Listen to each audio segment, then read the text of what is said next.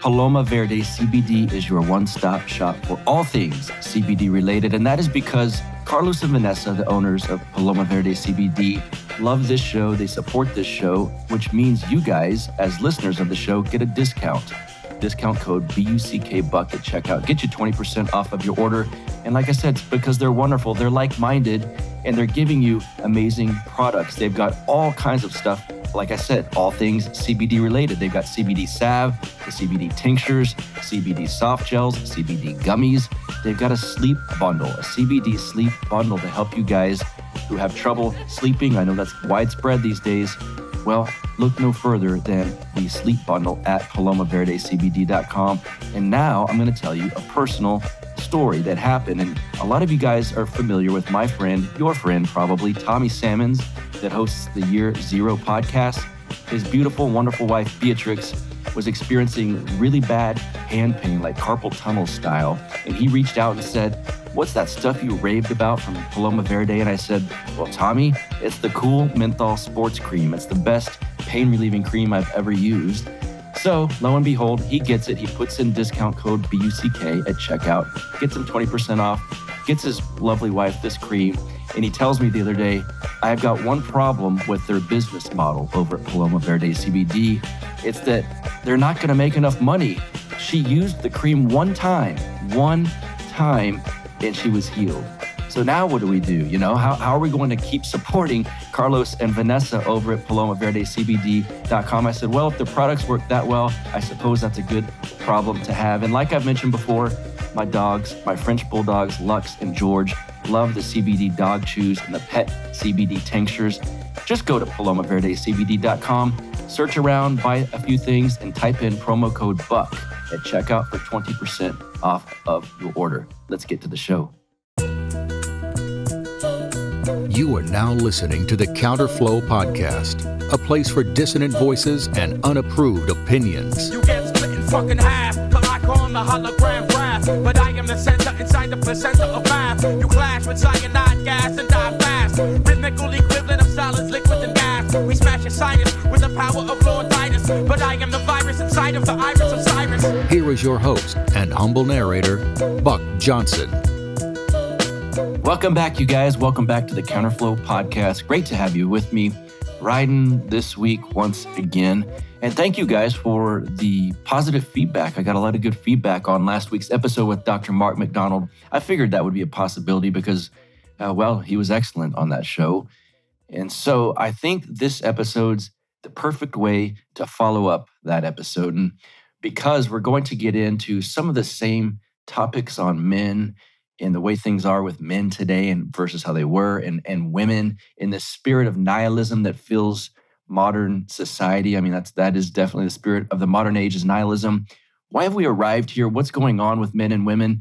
And this time, we get a very wonderful female perspective on this whole thing.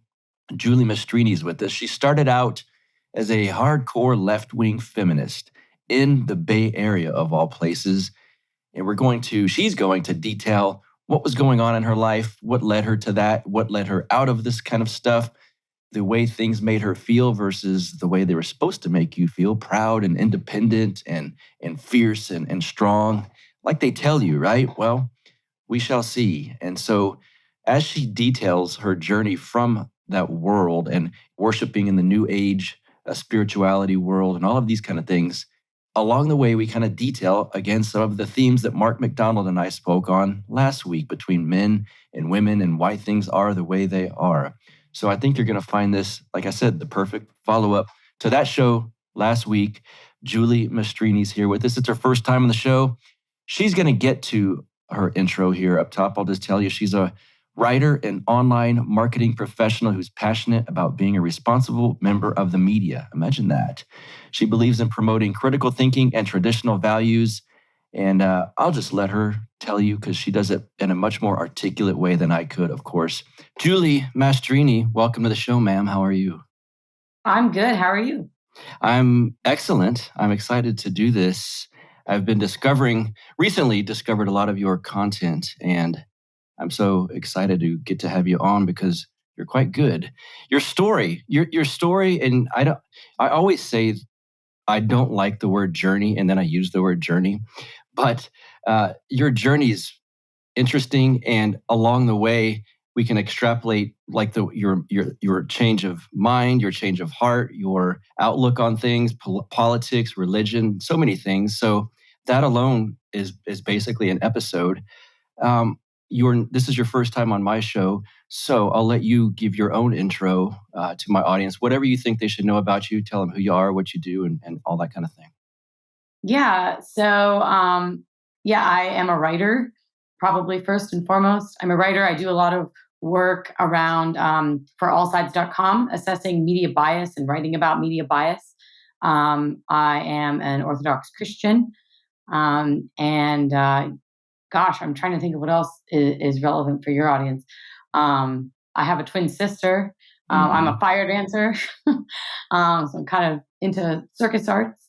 And I've had a very interesting sort of journey that I have spoken about and written about as to how I went from sort of a, left-wing, liberal, feminist, spiritual, not religious, to an Orthodox Christian with different political beliefs. So I think that's as succinct of a summary as I can give. Spiritual, not religious. That's a phrase that I heard for many years, but it never even sunk in. And then as I started my journey towards orthodoxy, I read it, and then now when I hear it, it sticks out like a sore thumb. Explain for my listeners who don't always think of things in these terms, what does that mean, spiritual, not religious? Well, I can tell you what I think it means, and the types of people I've seen use this term. They seem to sort of subscribe to what I've heard referred to as like cafeteria religion, where you're sort of like taking bits and pieces of different spiritual practices, of different religions, and kind of putting them all together to form something that feels good and kind of gives you a mishmash of spiritual practices.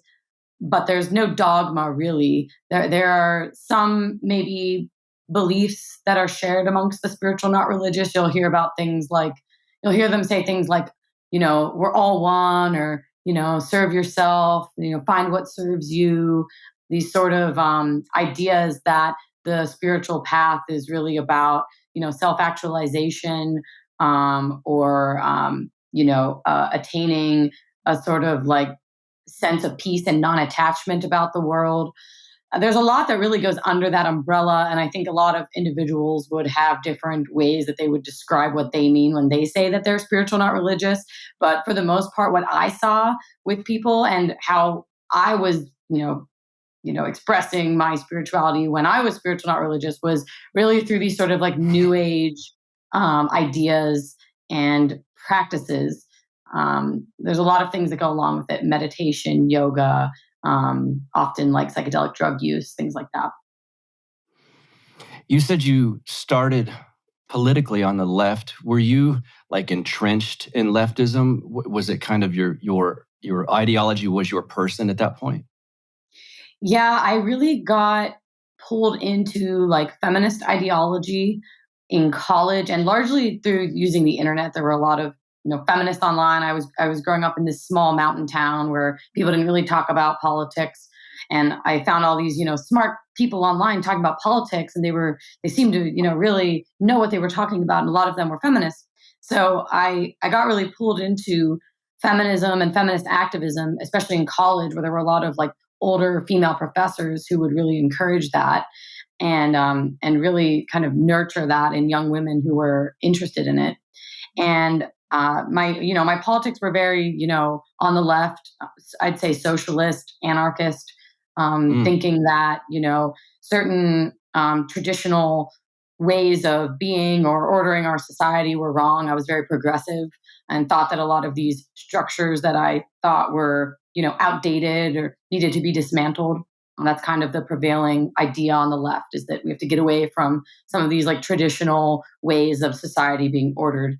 And so I was very political, very into activism. And I actually got a job being a professional activist, professional left-wing activist, working at an online petition site where we would, formulate petition campaigns to drum up support online for different policies, I actually think this is before cancel culture was a term, but that's largely what we were engaging in. We would have petition campaigns to like fire somebody who said something that, didn't align with left wing thought. Yeah. Wow. And so I was working at this company and I was the PR representative. So I would have to sort of articulate the ideas behind these campaigns to reporters. And in order to do my job, I started to say, well, what if a conservative reporter calls me? What would they ask? What types of questions would they ask about this campaign? I wanted to be good at my job and I wanted to be prepared and really be able to defend these positions. But as I, engaged in that practice of thinking like a conservative, well, what would they say? I started to sort of undo my own thinking and I'd say, that's actually a good point. I actually don't have a good answer for that. Right? It started to reveal the holes in our campaigns. And that along with some other things that were happening in the world kind of, moved me towards the right. And I was living in San Francisco at the time. So there was a lot going on in the culture there as well that I was seeing. Mm-hmm. Yeah. You said I had to prep myself in case a conservative reporter called me. How would I answer their questions? I mean, how many of them called you? There's not many of them. None. Yeah, I started. Oh, none. Okay.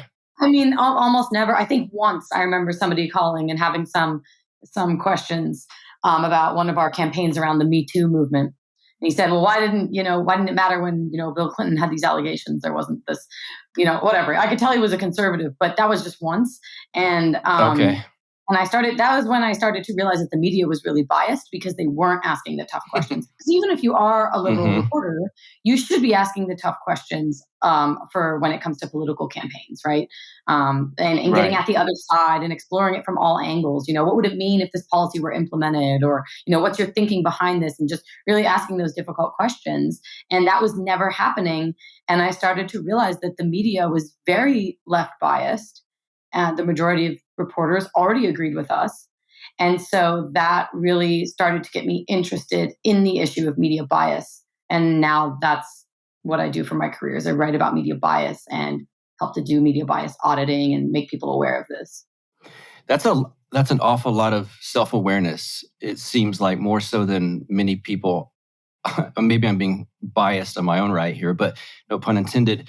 But that's a lot more self-awareness than many people on the left have. Certainly people in journalism you're not in journalism, but just interacting with journalists. You do media bias now.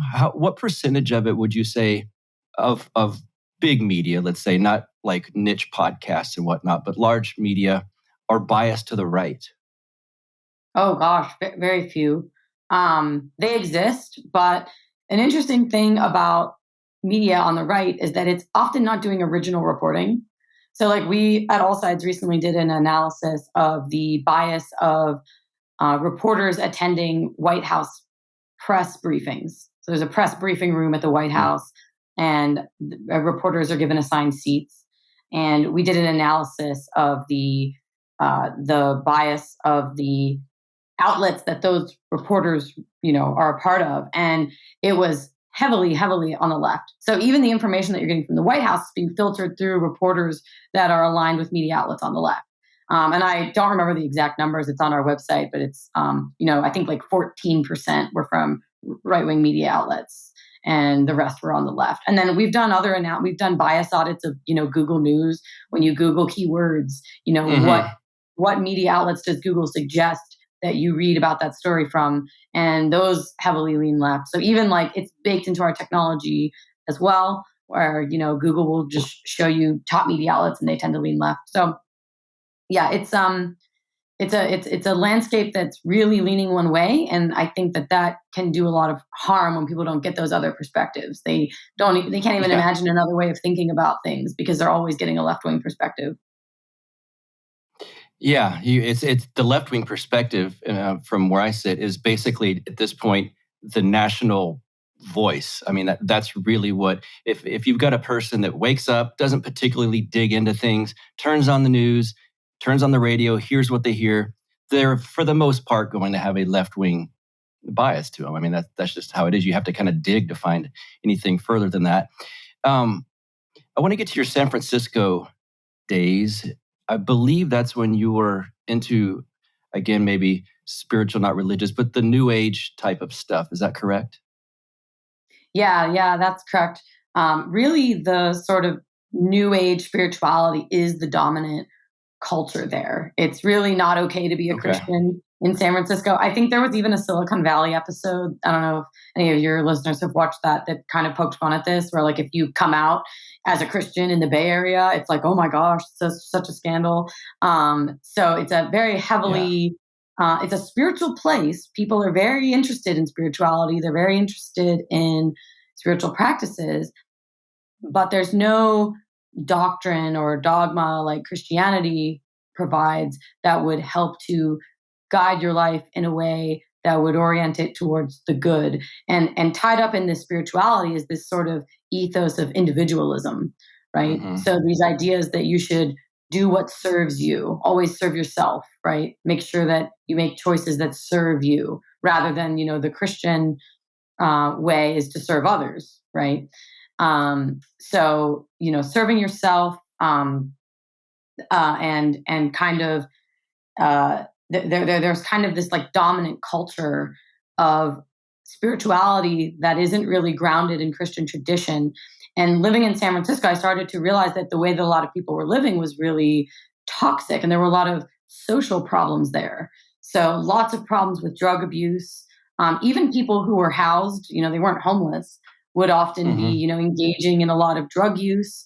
Even if it was on the weekends, it was like every weekend, a lot of kind of partying, a lot of people in open relationships. So there were no like norms around the best way to form romantic and sexual relationships. So open relationships, polyamory was a really, everybody was fine with it. They would even encourage it. And just tons and tons of social problems, a lot of crime, a lot of, your neighbor would, rip you off, find a way to rip you off when it came to, rent and things like that. Just a lot of problems there. And I started to kind of connect the social and political problems of San Francisco to the dominant spirituality. And I come from a small town in rural Pennsylvania that was, I would say, implicitly, maybe not explicitly Christian. I think in America, explicit Christianity is becoming rare. It's not really the mainstream anymore. I think it used to be, right, but not anymore.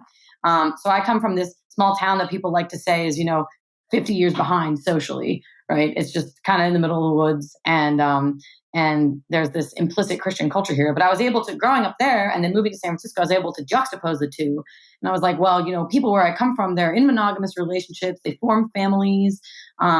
They, have an ethic of serving other people and helping one another. Like, what's different here, right? And then in San Francisco, the society is seriously falling apart. I mean, you can see it on the streets. People are addicted to drugs and homeless. But also, even within, the millennial demographic in San Francisco, there's all these problems. People aren't forming families, doing a lot of drugs, partying all the time, kind of refusing to grow up. They're kind of trying to minimize their responsibilities on every level, outsourcing all the daily tasks of life, and I just started to realize that, these things were connected, that the political and the spiritual are connected. Again, that's a lot of self-awareness, but just to be aware of what's going on, that this is not very common. So kudos to you. I want to tell you about something really cool, because I know a lot of you guys are worried about the economy, where things are going, the value of the dollar, inflation, all of these things, local government, state government, national government, all becoming too tyrannical. I'm going to tell you about the Expat Money Summit, and it's upcoming online summit by my friend, you've heard him on the show, Mikkel Thorup from expatmoney.com, with over 30 experts who are focused on moving your life, business, and wealth offshore. And the best part of all of this, these guys know all of these things about money. Why aren't they charging for this? Are they crazy? Well, they're not charging for it. They're not crazy. They're here to help you. It's free to attend. It's over at expatmoneysummit.com. You can reclaim your freedom from chaos and uncertainty, and there's a lot of chaos and uncertainty out there. We all know that. The topics at this Money Summit will include how to secure your own Plan B safe haven, how to use foreign currencies, offshore banking, and decentralized finance to safeguard your money, how to legally reduce your tax burden, legally that is, how and where to safely store gold, silver, and other precious metals, where the best countries are in the world to find freedom for yourself and your family, how you can get a second passport to travel the globe without restrictions and get in and out of different countries' borders. You will also learn about a libertarian island haven, private cities, communities on the ocean, wow, and food and energy independent towns in Latin America. You can register now for free over at expatmoneysummit.com. This is your way to fight back against what is happening in the world, stand up, protect yourself, and find out how to secure your new life abroad. Again, you can register for free over at expatmoneysummit.com. Let's get back to the show. In my own experience with some of the types that you were kind of referring to, the New Age types, there's always this veneer where they announce, we're for peace and we're all about love and be yourself and do whatever makes you happy. There's a lot of self-worship that's implicit in it. They don't come out and say worship the self, although maybe some of the pagan types do. I don't know, but it's just kind of in there. But there's always this veneer of love and peace and happiness, and just under the surface is like self-loathing, emotional turmoil, and chaos, really. Which chaos is, leftism is chaos, in my opinion. But is that kind of the thing that you experienced as well? Oh, yeah, absolutely. Not only was the society, I feel like San Francisco gave me this little microcosm of like, here's what society would be like if the dominant spirituality was spiritual, not religious, right? Like, this is what it does to society. And not only was there societal level turmoil and chaos, the crime, the drug use, the sort of lack of care for your neighbor, that sort of thing. But there's also the impact on the individual. And I did find that, people who were subscribing to this type of spirituality were often mentally unwell. They were often anxious. Mm-hmm. It kind of sets you up as God, right? There's this idea that you can manifest whatever you want, that you're the creator. Yes. Yes. So instead of co-creating with God and, it sets you up as this like little God, right? And everything is about serving you and, do what serves you and, manifest your desires, all this sort of thing. And I think deep down people know that they're not God. They know that they don't possess supreme power and control. But these types of New Age spiritualities tell them that they do, and then that creates a cognitive dissonance and an anxiety. And so you see a lot of people struggling with mental illness, anxiety, depression, and things like that when they're engaged in the New Age spirituality. And there's like practices in New Ageism that can help to sort of, temper that. You'll meditate, you'll do yoga, and that can give you like a sort of temporary peace. But then when you step off the mat, it's like, well, how do I live my life? How do I order my life? How do I create a life that feels meaningful and is oriented towards the good and has me feeling like I'm actually serving something higher than myself, right? And that's what Christianity really gives you. But that's just very lost in San Francisco. I mean, people are really searching. I think people there really are searching for God. And what they're finding is they're not really religions in the traditional sense, but these ideas that actually lead them away from God and closer towards the self. And that leads to a lot of inner turmoil and societal turmoil. And it's very libertarian too. Like it comes back to politics too. There's this ethos in San Francisco that do whatever you want as long as it doesn't as long as it's not like violence towards somebody else, right? Just, do whatever is good for you. And we're seeing this idea all throughout our society right now that you should just, if it's okay for you, then it's moral, right? And this sort of moral relativity that maybe it's not for you, but it's okay for someone else, so it's fine. And we've kind of gotten rid of this idea that there's an objective morality that, we don't really get to choose our own morality because we don't control how our actions impact others, right? So, I think one of the best examples of this is like open relationships and people rejecting monogamy. They say, well, this serves me, and this is what makes me happy, and there's no concern about the impact on other people to refuse to commit, to be sexually promiscuous, and to kind of put those hedonistic desires as your highest value at the expense of other people's emotions. Have you read the Father Seraphim Rose book, Nihilism? I have not. I highly recommend it. I think you would, especially given your background, that you would appreciate it. He was in the Bay Area and experienced all of this kind of culture that you're referring to, and then ended up writing about it and terming it, because he felt like the nihilistic spirit was the spirit of his age at the time. If only he were alive now to see where we're at. But I highly recommend that.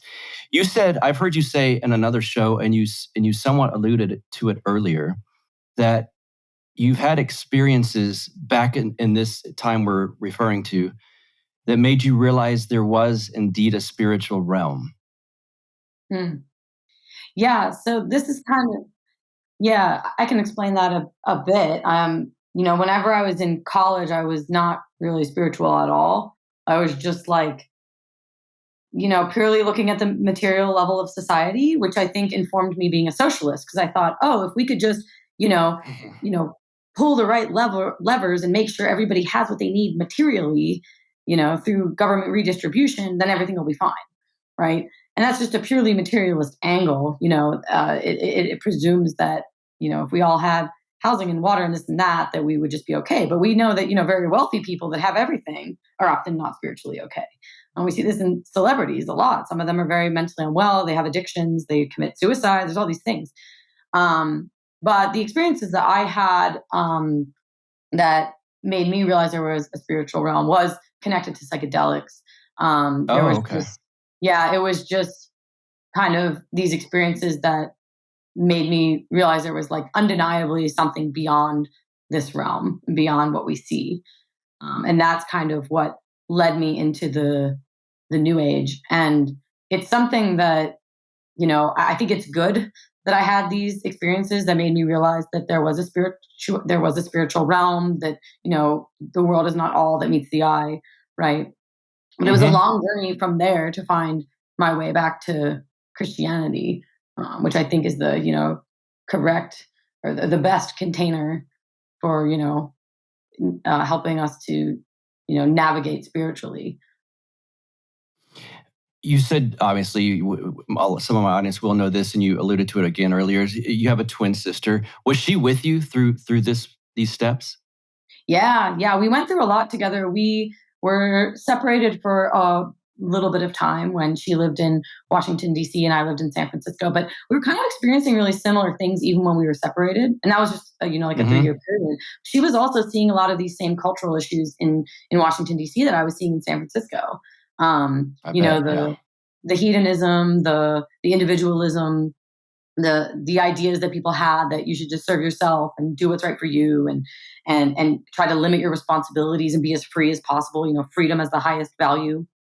So yes, eventually she moved to San Francisco as well. And then, we both kind of went on a sort of, we've been kind of experiencing the world side by side while having slightly different experiences, but then coming to the same conclusions. It's been interesting.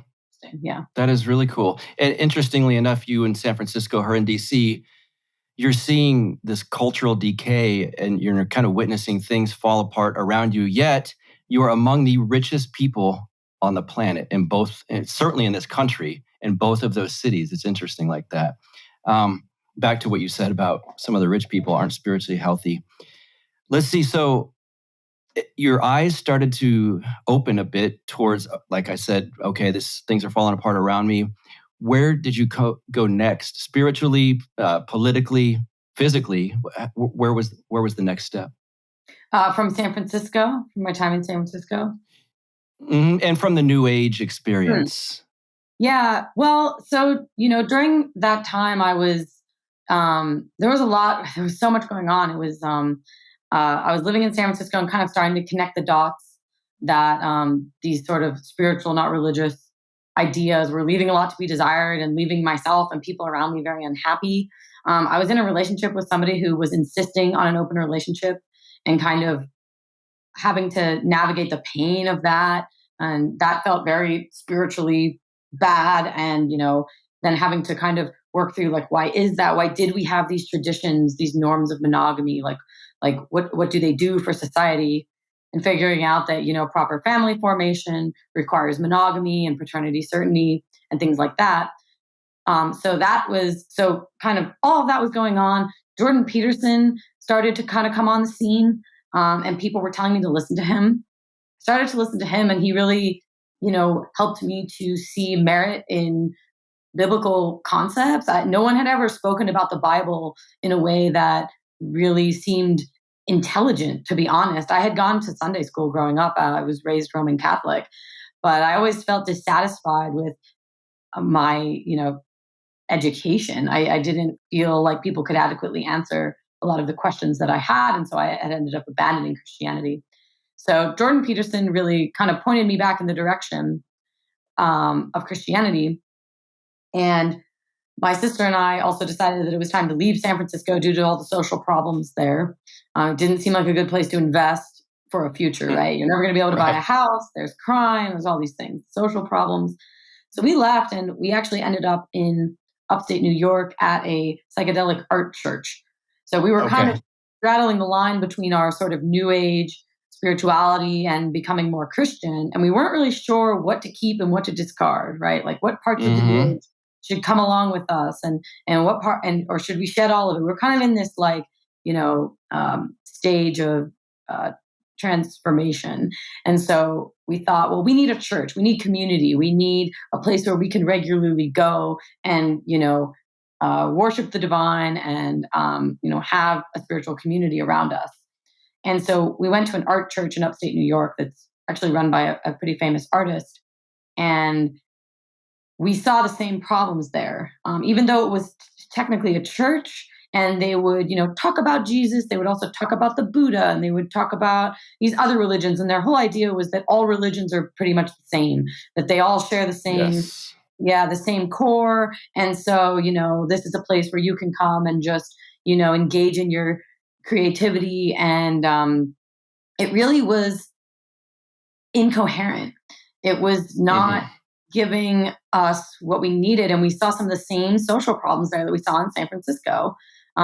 People being mentally ill and their relationships not working out and just all these problems. And that really was the final thing that made us say, we need a Christian church.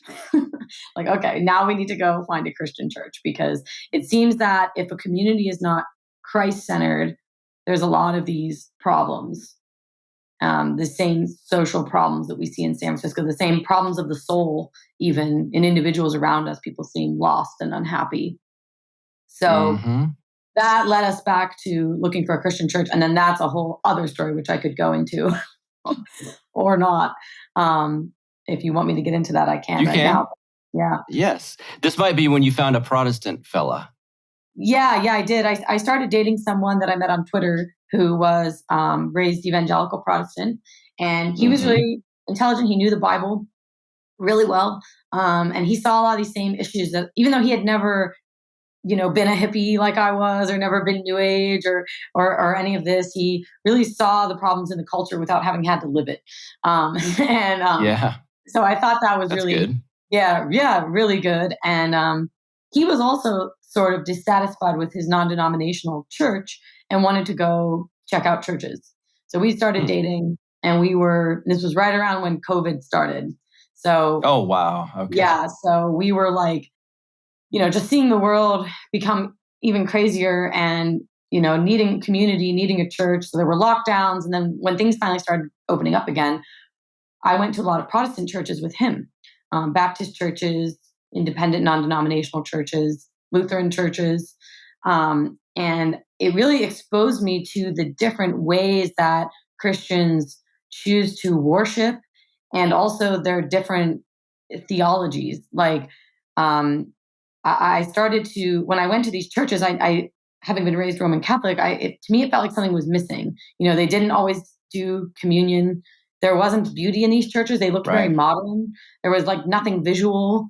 And to me, part of the reason I lived in San Francisco for so long is because of the beauty. The beauty really points you to the divine. And that's something really important to me. And so there was, no beauty in these churches. They weren't really engaging with the sacraments. It was more like a TED talk or a lecture and then like a rock concert. Yeah. And this just right. felt, yeah.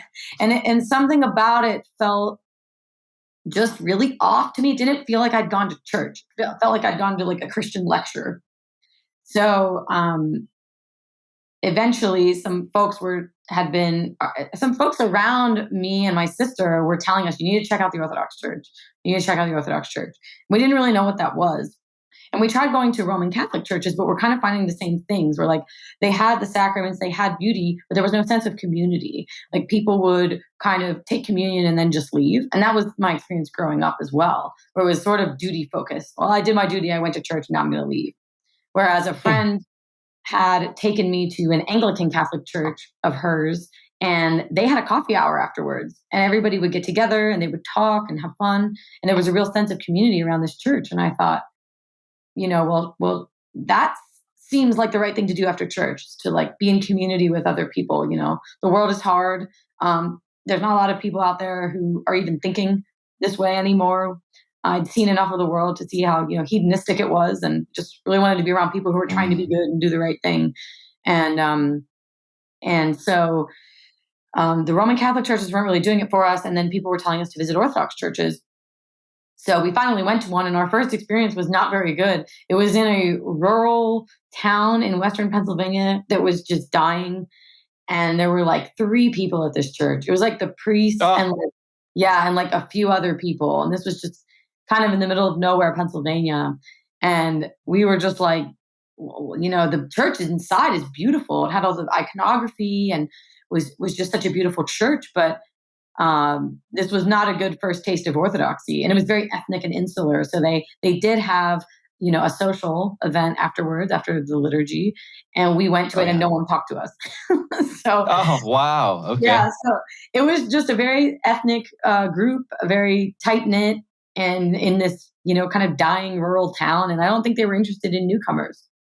So at first we were like, well, we're not becoming Orthodox if that's what Orthodoxy is like, And then we decided to give it another shot when our friends found a cathedral of the Carpatho-Russian Orthodox Diocese and really seemed to be liking it. And we went back and gave it another shot. And this church was it was different. It seemed like it was everything we'd been looking for. It was, the Divine Liturgy felt like a spiritual service. It didn't feel like a TED talk or a rock show. There was beauty in the church. There were beautiful icons. They were focused on the sacraments. It seemed like there was obviously the history of tradition, things that had been passed down. They weren't just arbitrarily changing or discarding things. And then I was also looking into theology at this time as well, and looking into the doctrines of sola scriptura and sola fide, and realizing that those weren't going to sit right with me. So that's I would say part of what resulted in my relationship ending. I bet it did. Yeah. Yes. So we found the Orthodox Church, and we were like, this is what we were looking for. Everyone was, really friendly. It was a good community. And, I'm not saying the Orthodox Church is perfect. It's still made up of, there are human beings in it, but who are going to be sinful sometimes. But we really felt like we had found what we'd been looking for all those years. And your sister was with you at that point too? Yeah. She was with me for pretty much the majority of this journey. So she has a very similar but equally, intense story of going from, socialist, left-wing college student to, Orthodox Christian. Okay. Yeah. Yeah, it's weird.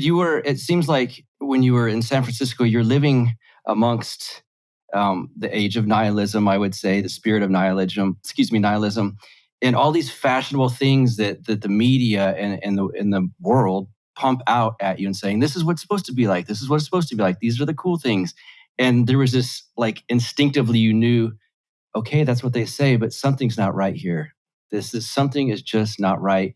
I think, hopefully, there's a lot of people feeling that kind of thing. Certainly over 2020 and 2021, I assume, and this is just my perspective, I think that could be why we've seen a bit of an uptick in orthodoxy and interest in Orthodox Christianity. I want to jump back real quick for my audience that kind of said, wait, what? When you said sola fide and sola scriptura, can you explain what that is for people that aren't familiar? Yeah, I can. I don't know how good of a job I'll do at it, but sola fide is the doctrine that holds, and this came about during the Protestant Reformation, that we're saved by faith alone, and sola scriptura is the doctrine that holds that the Bible is the ultimate authority. So, and I don't know how well I can get into the details of this, but basically,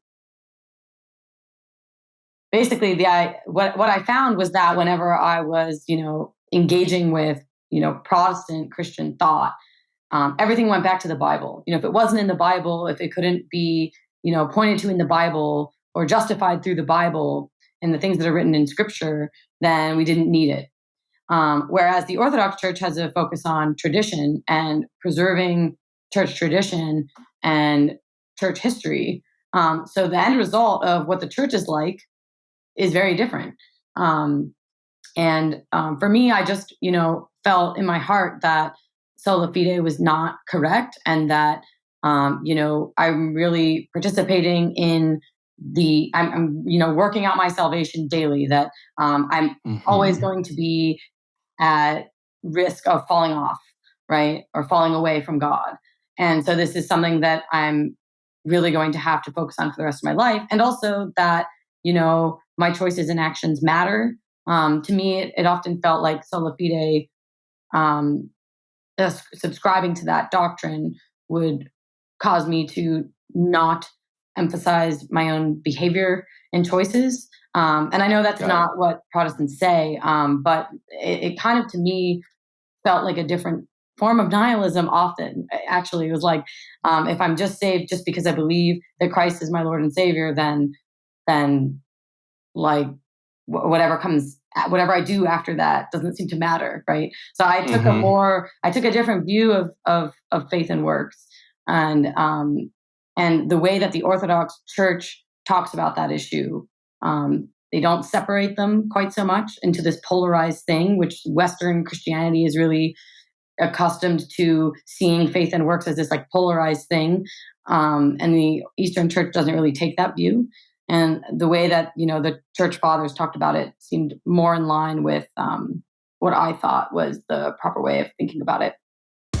Guys, I want to tell you about my friends over at the GOP Mises Caucus. And if you're looking to get some actual political steps taken and changes made, they are the cheaper, better, faster route. The GOP Mises Caucus. Recently, founder Andrew Pierce was on the Lions of Liberty show talking about how to privatize local governments and why the GOP is the necessary vehicle for that end. Obviously, you know this, nothing changes people's minds like money does. Andrew's strategy is to win over people's hearts and minds through their wallets by installing what he has dubbed the anti-tax, a DIY system of making taxation obsolete, which sounds pretty damn good right about now with inflation going through the roof. As you guys know, Andrew's anti-tax is the better, cheaper, faster strategy for liberty. He is not talking about taking over the GOP. Please understand that. He's talking about cutting taxes and privatizing local governments by leveraging free market competitive forces. This strategy can work in all 50 states for a fraction of what other organizations are getting it done with. I'm asking you guys, go over and support them. You can give per month $3, $5, $10, $1,000, whatever you want at misesgop.org/buck. Again, that is misesgop.org/buck. You can give monthly there. And again, this is for a fraction of the cost. They can get a lot done. So go over there, donate at misesgop.org/buck for the cheaper, better, faster strategy for liberty. And then you just sit back and let my friends privatize America for you. Let's get back to the show. You also speak on and write about your days as a feminist and how feminism actually hurts women. And this is kind of like we said earlier with the New Age types and progressives in San Francisco. There's always this veneer of like, we're peaceful, we're loving, we're helping everything. And underneath that thin layer, it's actually, there's a lot of harm going on. And I see that a little bit, a similar thing with feminism. Can you talk a little bit about, well, I want to ask you about why feminism is ultimately bad for women, but the kind of cracks that you started to feel and see, like, wait a second, this isn't exactly as it's been preached to me, as when you were kind of coming out of the feminist movement too. Yeah, there's numerous and I was a big feminist. I was an activist. I was spreading feminism to people and preaching about it. And then life experience showed me that a lot of the ways that feminists, imagine that this ideology can help women actually just harms them. I think one of the most obvious examples and clear examples is hookup culture. And sexual liberation. So the idea that, women are empowered when they can engage in casual sex, sleep with whoever they want, and not be judged for that, and not be, told not to do that. I think that's one of the most. I think sexual liberation is one of the most harmful teachings of feminism, and it has very widespread impact. I mean, there's multiple angles to why it's so harmful. One of the ways that it's harmful to women is that it actually disempowers us, because when all women are offering men sex, men don't commit to one woman. If they can get sex anywhere, then they have much less incentive to commit to one woman. In addition, it makes women feel like they have to engage in casual sex, because if they don't, he'll just go get it elsewhere, right? So when all women are believing this false idea that casual sex empowers us, it actually prevents us from getting what we want from men, which is a committed relationship and eventually a family and children. It's also, individually just very bad for women in the sense that, men, they form their long-term pair bonds differently than women. So when women sleep with a man, they release oxytocin, which is a bonding hormone, and then they fall in love with him. And women falsely believe that men form their long-term bonds that way as well. Oh, if I sleep with him, then he'll love me, right? Yeah. Mm-hmm. And that's what feminism, the kind of doctrine around feminism encourages this, right? Because hookup culture is supposed to be empowering. So if I sleep with him, he'll love me, right? But this is not the case. Men actually form their long-term pair bonds differently. They have to release a different bonding hormone, which is called vasopressin, and they have to release it over a long period of time with a woman. And if he has an orgasm with her too early, he won't release vasopressin, and he will not bond to her. And there are, evolutionary reasons why that is. But women don't know this. And so they think that, if I sleep with him, then he'll fall in love with me, because that's how I fall in love with men, right? That's how I express commitment and desire and, interest in this one man. So that's very disempowering, because, I think that all women know that, like, when you sleep with a man and then you find out that all he wanted was to gratify his sexual pleasure and he actually doesn't really want to be with you, you don't feel empowered. You don't feel empowered at all. You feel very disempowered and sad, and there's just all this emotional wreckage that comes from sexual liberation. And then there's the added issue of what this does on a civilizational level to the men, because when men can access sex very easily and women aren't holding them to a high standard, women are the sexual selectors of the species, right? So we say who continues and who doesn't, right? We choose men. And in the past, sex came at a high cost to women. It came at the cost of pregnancy. So we had to be very choosy. We had to be like, do you have a job? Are you fit? Are you, physically fit? Are you committal? Are you virtuous? Do you want to protect me? Do you want to provide for me? Like, do you embody all these traits that would make you a good long-term mate? Okay, then I will have sex with you if you meet a certain standard. But now sex is the first thing people do together. So they're not assessing character first. It's like, is he cute? Right. Did you have fun drinking together at the bar one night? Okay, then we'll sleep together.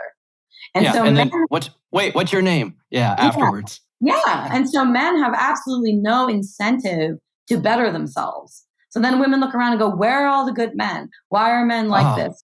Yeah. Why are they addicted to porn and video games and weed and don't have good jobs and they're underemployed. And like, why are men like this? And it's like, because sex is easy for them to get. Women are giving them sex very easily, and they have no incentive to better themselves. So, and then also, the feminist careerist messaging that women should be able to provide for themselves, that women should be independent, financially independent. In the past, men felt a sense of duty towards women. They felt that they had to provide for and care for women in that way. And now that women can do all of that themselves, that was the motivator for men to achieve. That was one of the motivators, was to, impress women and be competitive, and be selected by a woman. But now that she can do everything herself, it's just kind of eradicated our relationship dynamics. So I think the main way that feminism disempowers women is just by totally annihilating all the social structures that would allow them to form healthy long-term relationships that lead to family. What a rant that was. I know, there's a lot of good there. things that you said. Yeah, it was the one about basically women being essentially gatekeepers of kind of what men get, the quote unquote prize, if you want to phrase it. Yeah. That was interesting. And I just did a show. By the time this one airs, it will be a show that I dropped last week on, I interviewed Dr. Mark McDonald, who's a psychiatrist, I believe.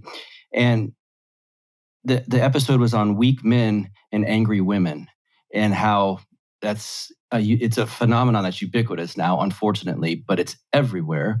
And it kind of sounds like some of the stuff you just discussed is kind of what's led us to this society of weak men and angry women. Do you see that? Yeah, I think that, men are not being shaped into masculine, virtuous men that women could rely on. And there's a lot of reasons why, feminism being one of them. And then women are angry because men aren't stepping up. They're not attractive as partners, as long-term partners.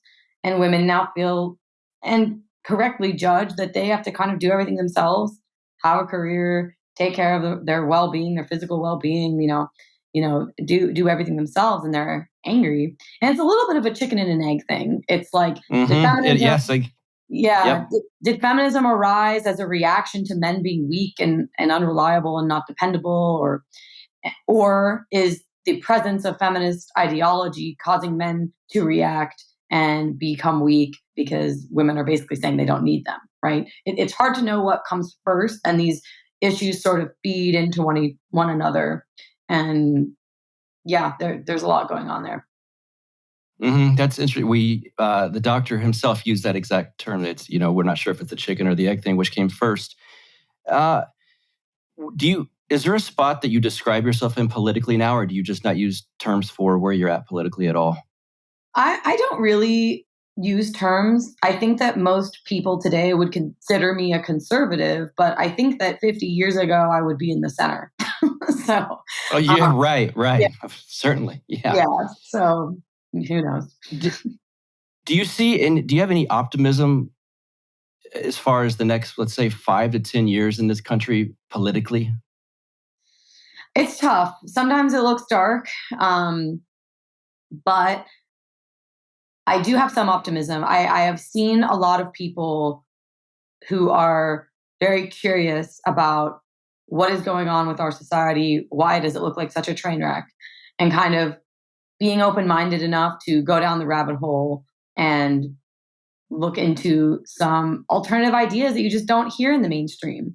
You'd never, like you said, you would never hear from the mainstream news and media that is kind of on the surface level of everything, any alternative ideas besides personal empowerment, serving yourself, individualism, hedonism, pleasure seeking, all that sort of thing. So I think the internet has opened up new avenues to, find different ideas. And things are just getting so bad that people might be curious enough. But it really requires people to be open-minded and to explore the other side. And some days it feels like that's, not going to happen on the scale that it would need to really turn the tide. I don't know. Is this ultimately a spiritual battle in your mind, a spiritual warfare? Oh yeah, 100%. I think that I think all of our political debates are ultimately spiritual. I think that I even personally think that thinking of things on a left-right spectrum is not quite right. I think that it's more a Mm-hmm. vertical spectrum. We're either getting closer to God or closer to hell. And all of our political debates and battles reflect the spiritual and reflect what we think about life, what we think about humanity. Is it, is humanity a good thing? Is life worth continuing? What kind of society do we want to build? What is the best way for it to look? All of this is spiritual. Yeah. If someone's listening and they are curious about the Orthodox Church, they've heard what you've been saying, they hear some of the shows that I do, and they want to say, Julie, what do you like about it? I don't get it. It sounds a bit foreign or strange to me. What do you like about Orthodox Christianity? What are you finding there that say, I understand you came from New Age, Buddhism, ecumenism, and these kind of things, and that was empty, but can't you find fullness somewhere else? What is it about Orthodox Christianity? Yeah, it's honestly, there's something mystical about it that when you encounter the liturgy, spend time in the Orthodox services, you feel spiritually nourished in a way that the other spiritual practices that I have tried just did not satisfy. And I think one of the main things is that a lot of people today feel really atomized and alone, and like there's no community. A lot of the, you know, community organizations that Americans used to have, they just don't exist anymore. People are in front of their screens, they're alone at night. And it feels often like our only, social outlet is our screens and social media. And one of the big things that led me to even consider joining a church, not even the Orthodox Church, but a church, was to have a sense of community, to have people I was regularly in contact with in real life, physically, people whose, birthday parties I could attend, and people I could chat with about what was going on in the world, or get emotional support with, my personal problems. And just having a community was really big for me. So, I believe that the Orthodox Church is, the right place to be. But if other people are feeling like that lack in the social fabric, going to church is a really big, bulwark against loneliness and feeling like you're kind of adrift in the ether and you don't have support. All right, books. Any book recommendations? I think that for people who are not familiar with Orthodoxy, particularly women, there is a book called Welcome to the Orthodox Church by Frederica Matthews Green that I really recommend. Yes. Just for the basics and just for the basic understanding of Orthodoxy. It's written by a woman, which I really liked because some of the books written by men can get really heady and dense and feel a little bit beyond me. Mm-hmm. So I always recommend that book because I think it's a really good primer. Yes, I agree. That's a very good one. And the audiobook is her reading it herself, for those who have audible.com or whatever. All right. Now, plug away for anything that you do, you and your sister do. Plug anything you'd like, social media presence, podcast, all of it. Yeah, so my twin sister and I have a joint Substack and podcast called The Mystic Sisters. So it's mysticsisters.substack.com, and we're on YouTube as well. And then I have a Twitter presence. The handle is @JulieWrites, and a website as well, juliemastrine.com, where you can see everything I've written in the past however many years. But I would really like for people to check out the Substack. Awesome. I will link to all of that in the show notes page for this episode. Julie Mastrine. Actually, I have one other. Yeah. Sorry, I have one other thing to plug. Allsides.com. Yeah, my other thing to plug would be allsides.com, where you do media bias ratings and we provide news from the left, center, and right. If you are interested in seeing how bias and different narratives play out in real time in the news.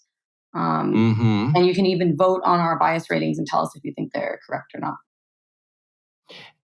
Interesting. I'm I'm going to do that. I'll link to that as well in the show notes page for this episode. Now I get to say, Julie Mastrine, thank you so much for being here. Thank you for having me. It's been fun. Yes. What a great chat. Thank you so much, Julie. Thank you again for being here. And I hope you guys enjoyed that. As for this show, you know what to do. Counterflowpodcast.com is the website. If you'd like to support me, of course, I always welcome financial support if that's a possibility for you. That's done at patreon.com/counterflow. As little as $1 a month or as much as, as much as you'd like. Follow me on Twitter at BuckRebel, BuckRebel. Hey, I did one of those Twitter spaces the other day, and I got a good response from that. I will be doing more of those. That was fun. Get to interact with you guys. Again, on the YouTube page, we've been doing some live streams that are exclusive to the YouTube page. They do not get published in the podcast feed. So go to the YouTube page and subscribe. I know you're an adult. You know how to do this. Type in Counterflow with Buck Johnson. Find it, subscribe. And again, you can see not only this interview that I just did with Julie, but all of the interviews and exclusive content that's only on YouTube. So check it out. And until next week, I will see you guys later. Have a good one. You get split in fucking half, but I call him the hologram graph. But I am the center inside the placenta of math. You clash with cyanide gas and die fast. Rhythmical equivalent of solids, liquid, and gas. We smash your sinus with the power of Lord Titus. But I am the virus inside of the iris of Cyrus. Like the sound of the Counterflow podcast? Our audio production is provided by Podsworth Media. Check them out at podsworth.com.